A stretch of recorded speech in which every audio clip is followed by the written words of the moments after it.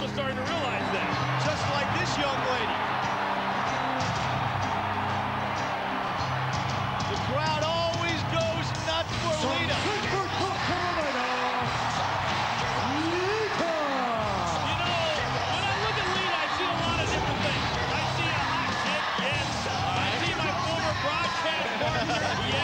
And believe me, I'm glad those days are over. But I also see somebody who wants to get back to where she once was. And I think she's on that road, but she may find a little bit of a hiccup this winter on Heat.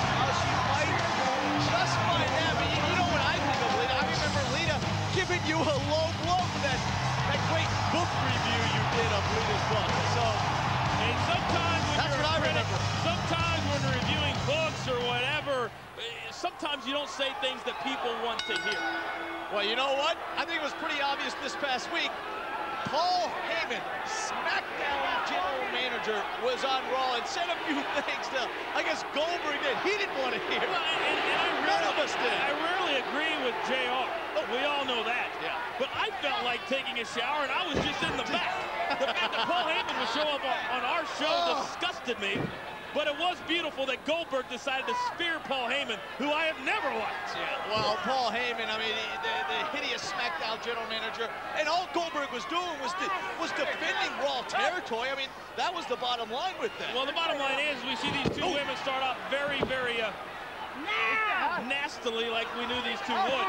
But the bottom line is it's a big deal to have Paul Heyman on the Raw turf.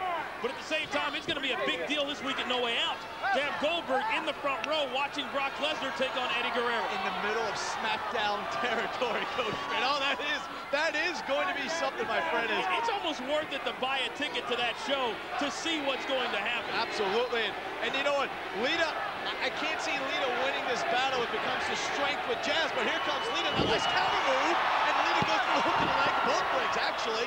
And only a one count, and here comes Jazz. Nice takedown there by Lita. And a flying drop kick by Lita. Needless to say, Lita is on fire. Jazz is reeling right now. It's time to take a little bit of a timeout. Just regroup, Jazz. You're okay. Listen to your mentor, Theodore, all along.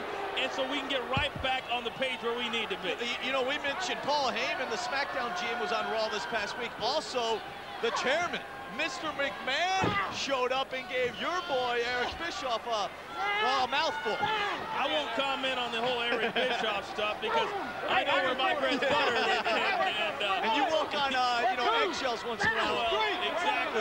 But when the chairman is around and the chairman decides he wants to show up, it's a big deal. And you know it's WrestleMania season. Wow, what a shock.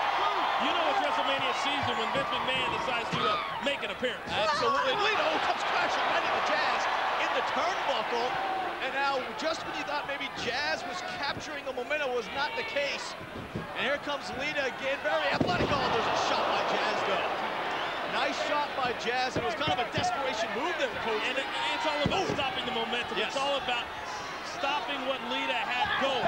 Jazz does that, and then quick as a cat, right on top of Lita. Yeah, and Jazz with the power now, and just one shot after the next to the back of Lita's head, right in that same area where that surgery took place. You know, it's funny because you see the disdain on the face of Jazz, the intensity that you see, and a lot of times women all over the world have that same look. When they see you, right? Well, no, they have the look of joy when they see me. But sometimes... Hang on there. There goes Jazz, now hooking a leg and only a 2 count. Lita able to get out of that. You know, things aren't going as Lita planned. Sometimes when women get thrown out of their normal schedule, maybe they show up late a little bit or they start late with something. Sometimes they get a little bit thrown off. Oh, man, just like that. And I think that's what we're seeing here with Lita. It could be just that. You're absolutely right. And now it's Jazz coming, trying to really put the finishing touches on Lita, but Lita, nice shot to the midsection, and another one. Jazz not covering up there.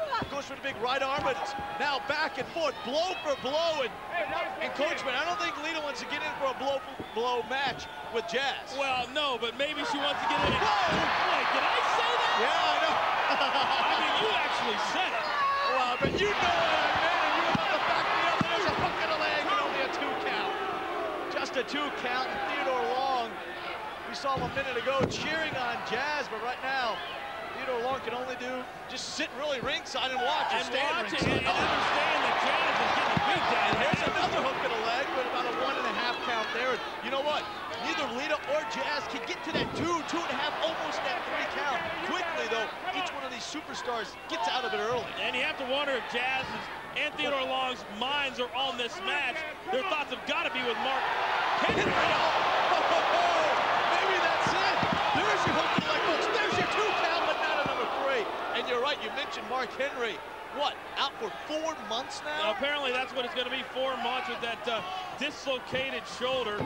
And that's a big blow of Chris Benoit, who's had a heck of a couple of weeks, defeating Mark Henry, and this past week on Raw, defeating Ric Flair. Yeah, and we're going to talk about Chris Benoit. I have some questions for you about that. Now, Jazz going for the, what is this, the STF, Coach?